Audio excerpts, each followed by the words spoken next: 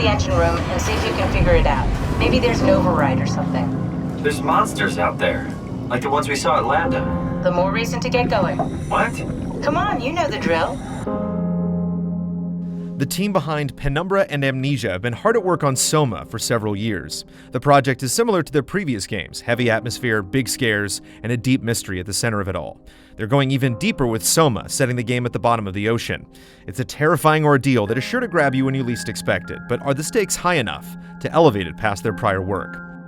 You slip into the shoes of Simon, who finds himself aboard the Pathos research facility on the ocean's floor that's been nearly wiped out by a digital plague of its own creation called WoW.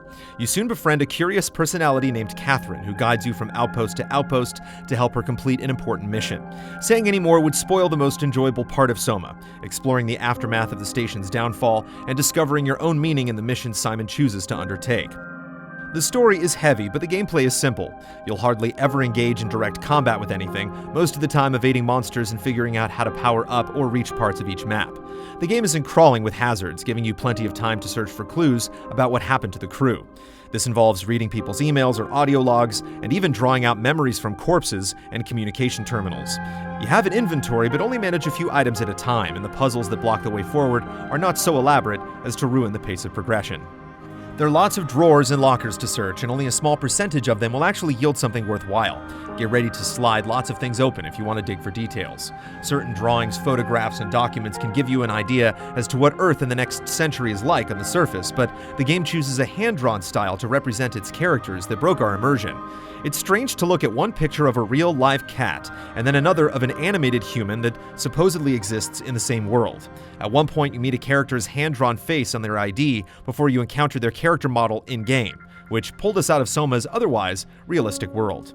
What yanked us back in was the incredible sound design, which never lets you get completely comfortable. Soma is a lonely, emotionally draining experience, but not as chilling as previous titles from Frictional Games.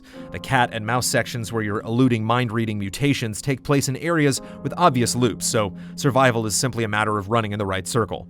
We also only ever saw one screen that actually said, "You died." The rest of the time we simply stood up and continued from the point where we got knocked out, so the weight of each enemy encounter was depleted a bit as a result.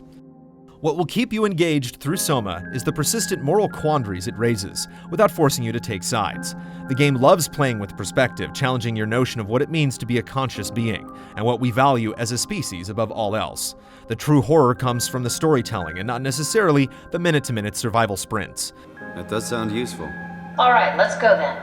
The events are replayed by a diverse, believable cast with voices you'll come to recognize and communicate with in interesting ways.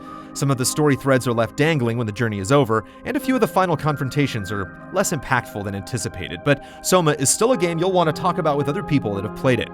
None of the questions it asks have easy answers, and while we didn't get to make many decisions that altered the story, we still wonder if some things could have gone another way.